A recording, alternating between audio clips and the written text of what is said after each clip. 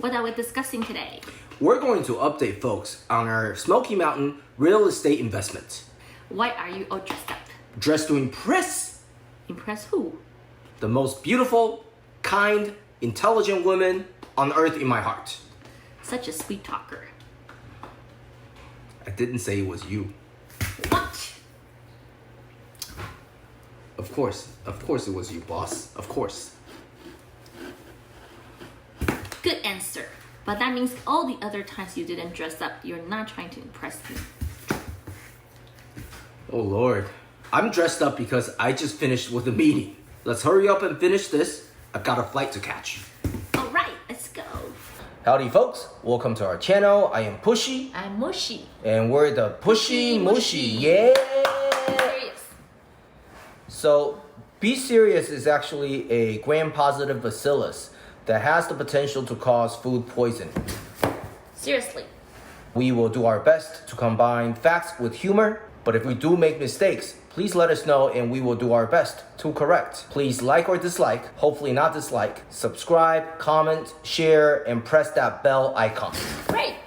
Since our last episode, talking about Mushy and I being interested in purchasing a cabin at the Great Smoky Mountains National Park, we have been actively going through this process, and I have to say, I hate the paperwork. Paperwork sucks, but I do like 90% of the paperwork anyways. Content expert. What was the first step we had to do after we had decided to look for a cabin in the Smoky? Lots of brainstorming, but the first physical thing we had to do was to get a pre-approval from the lender. What is pre-approval? Well, it's basically a letter from a lending institution like your bank to say that you are qualified to get a certain amount of loan from them. All right. Does everyone need pre-approval? Well, if you have cash, then you don't need a pre-approval letter. Cash. Yes. If you have a cash buy a house, then you don't need a pre-approval from a lender. Are you implying that I'm poor because I don't have enough cash to buy the cabin? I don't know what to say to that.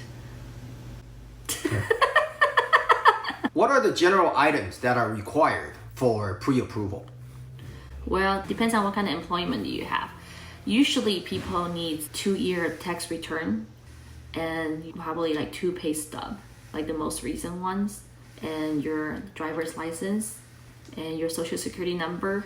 Also probably your W-2s from the past 2 years as well. So we were lucky to get pre-approved. Content expert. Can pre-approval end up not going through in the very end? Well, if you have a really good lender and you didn't do anything that the lender tell you not to do, then most likely you shouldn't have a problem to get a full approval on your loan. So in other words, generally speaking, if your lender is reputable and you do everything according to what they tell you to, things should go through. Yes. Okay. Unless, something unfortunately happened, like you lose your job or something like that. I see. And for the less reputable lenders, the likelihood of pre-approval to not go through is somewhat higher than the reputable ones. Is that correct? Yes, because those people like to give you a pre-approval letter easily without going through all the proper process, like the reputable ones. Then after you get the pre-approval letter, so you thought you were pre-approved, but not really. So when you actually got the house under contract and going through the process to actually get the full approval, then you'll hit problems and then your deal can fall apart because of that. I see. So in other words, you might have an easier way with the less reputable lenders. In the beginning, yes. But in the end, it might not go through. Versus for the reputable ones, you might not be easily pre-approved. Yep. But once you are pre-approved, things generally flow pretty smoothly. Yeah, it's kind of like a pre-underwriting because they got through all your important paperwork already. Got it. So after pre-approval, we started looking at different cabins in the Smoky. And we also got in touch with a local real estate agent. Content expert. How did we get in touch with the real estate agent? To start off, I've been asking around my co-workers, other agents, mostly Keller Williams agents, to see that if I had any good experience with any Smoky area real estate agents. So eventually I found my current realtor through all the networks that I have. After we started working with our current real estate agent in the Smoky, we started looking at different cabins available through her as well as online.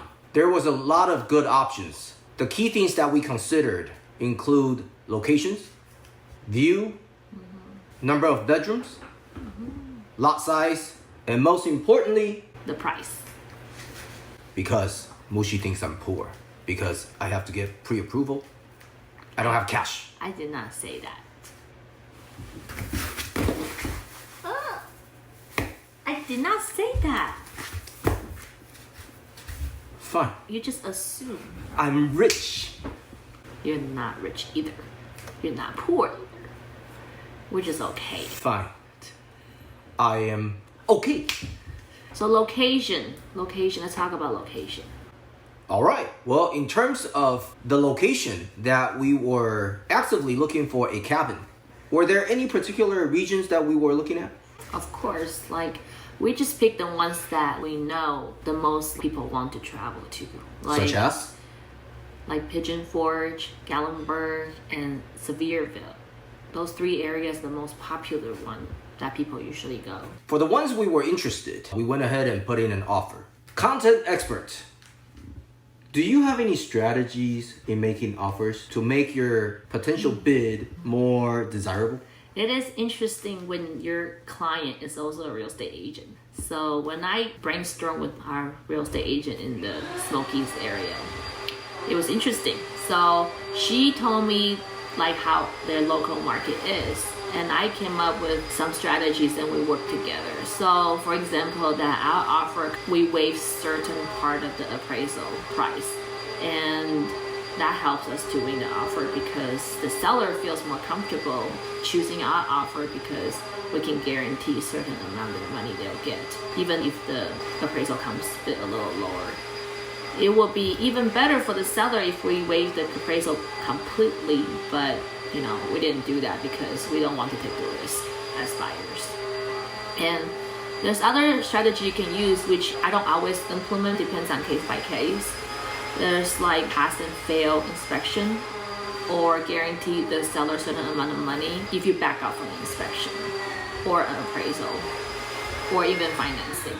And there's escalation clause you can write that give the seller the base price, but if you have a multiple offer situation, you can always offer a little more than the highest offer. There's a lot more strategies, but we didn't implement all the strategies in this transaction.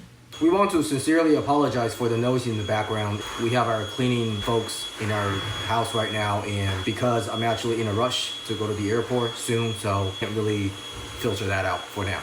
So I apologize. As of now, we actually went under contract with a cabin that we both like a lot. We both like the house a lot, and it has a lot of potential. We think, at least, we think has potential. I think we're excited to own a piece of the Smoky Mountains because we like to go there so much. Next episode on our Smoky Real Estate Investment, we'll talk about how we evaluated or assessed the potential of this piece of property, as well as helps that we think we might need as we continue to manage this piece of property if everything goes through. We're the Pushy Mushy. Thanks for watching. Bam.